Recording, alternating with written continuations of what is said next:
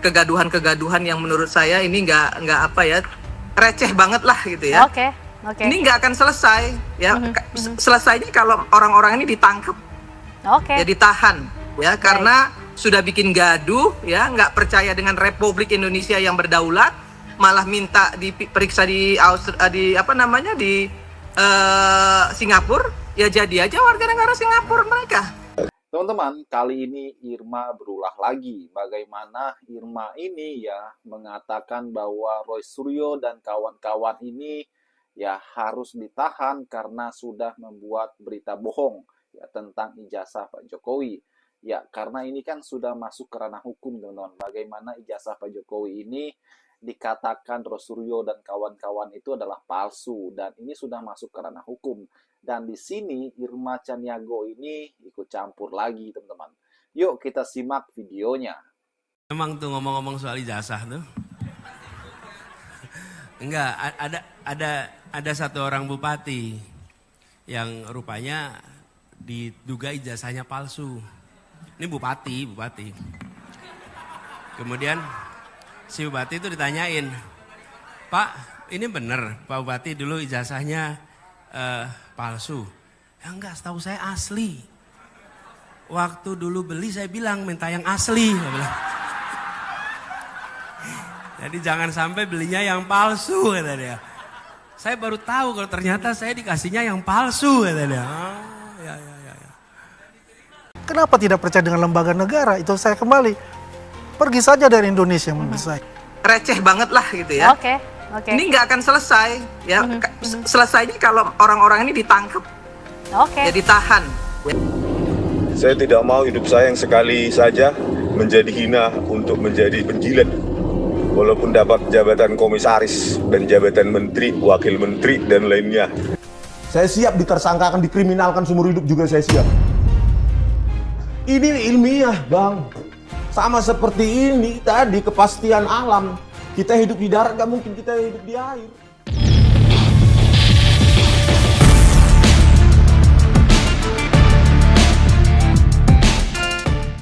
Dalam hal skripsi milik Bapak Jokowi, setelah dilakukan penelitian dari bab 1 sampai dengan terakhir oleh Puslapor, mesin ketik yang digunakan adalah tipe Pika. Khusus lembar pengesahan skripsi dibuat dengan handpress, letterpress, sehingga apabila diraba tulisannya rata, tidak rata atau cekung. Terhadap uji lapor tersebut persesuaian dengan keterangan dari pemilik percetakan saat itu, sehingga terjawab tidak ada proses cetak menggunakan alat lain selain mesin ketik dan alat cetak handpress atau letterpress. Kalau kita tidak percaya kepada aparat hukum sendiri, ya jangan tinggal di Indonesia menurut saya. Ya kan? Biar bagaimanapun ini adalah lembaga negara gitu loh. Ya. Tapi ini kan kenyataan yang sudah dibuktikan secara saintifik ya. Meskipun katanya tidak ilmiah loh Mas dan objektif, Mas Andi. Itu kan bisa tidak perlu diperdebatkan untuk itu. Bisa dia tanya langsung saja di mana prosesnya seperti apa. Tapi kan kita harus percaya kepada lembaga negara. Kenapa tidak percaya dengan lembaga negara? Itu saya kembali. Pergi saja dari Indonesia menurut saya. Betapa tidak cerdasnya ya kalau kita mau berpolemik soal ini. Saya saja sebagai anggota dewan ya di DPR RI, ketika mau maju sebagai anggota dewan, saya menyertakan ijazah fotokopi yang sudah dilegalisir basah. Ya, itu pasti asli karena sudah dilegalisir. Nah, apalagi calon presiden gitu. Nah, kemudian institusi sebesar UGM gitu ya, yang punya kredibilitas itu sudah menyampaikan dan sudah bersaksi bahwa itu asli. Masih ngotot juga. Kemudian dibawa ke Puslapor, masih ngotot juga. Ini memang manusia kardus menurut saya ini.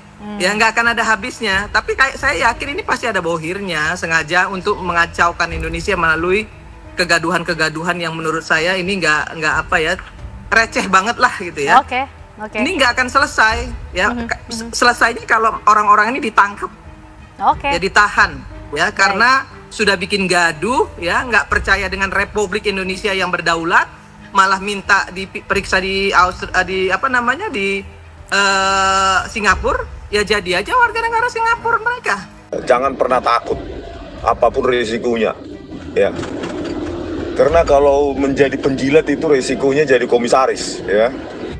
Tapi kalau kita menantang, ya, kekuasaan dengan kebenaran ilmiah, tentu risikonya ya sebaliknya, ya. Tetapi hidup menjadi penjilat itu hidup yang sangat hina.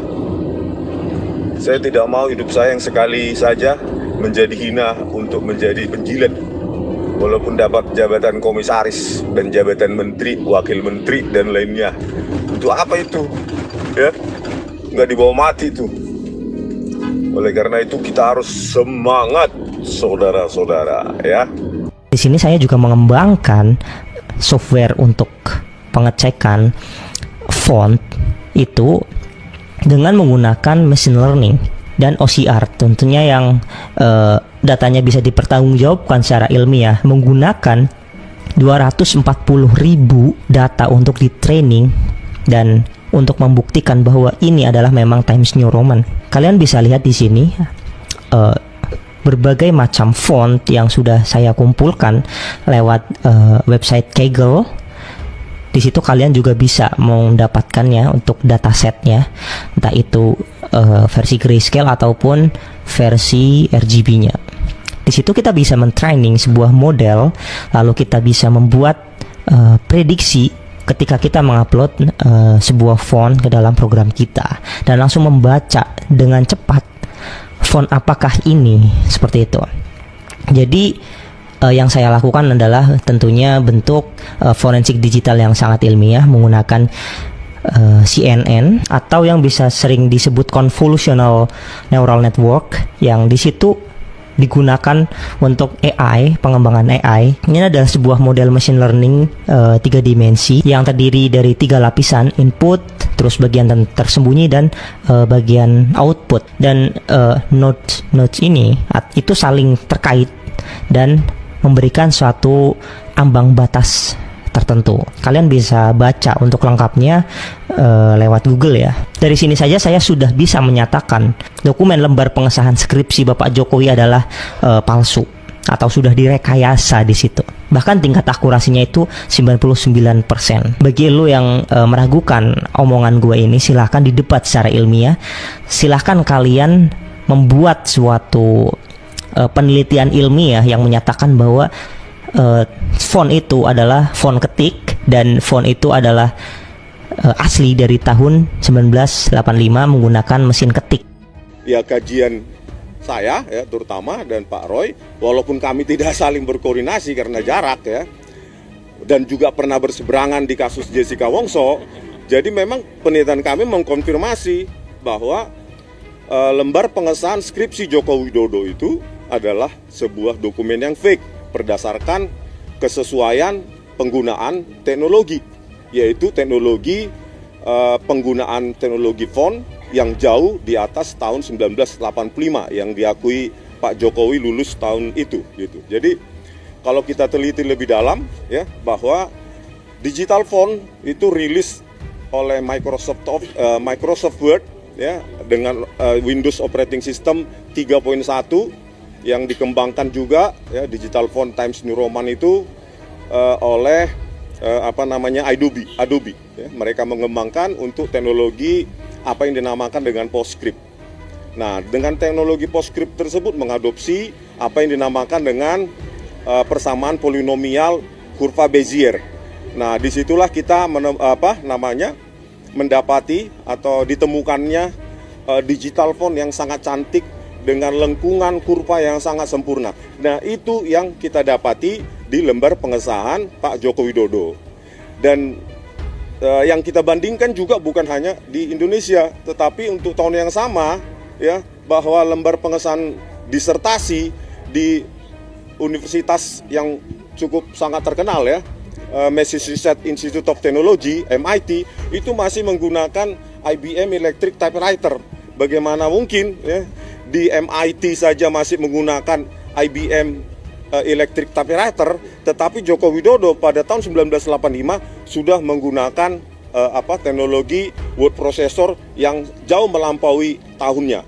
kalau kita teliti lebih dalam lagi ya secara teknologi hardware maupun software ya, itu terkait dengan PPI maupun DPI. PPI itu pixel per inci, DPI itu dots per inci, maka bisa kita telaah lagi bahwa lembar pengesahan Joko Widodo itu menggunakan kerapatan pixel atau dots per inci yang sudah lebih dari 96 dots per inci yang hanya ada di Windows versi XP ya sekitar tahun 2004-2005.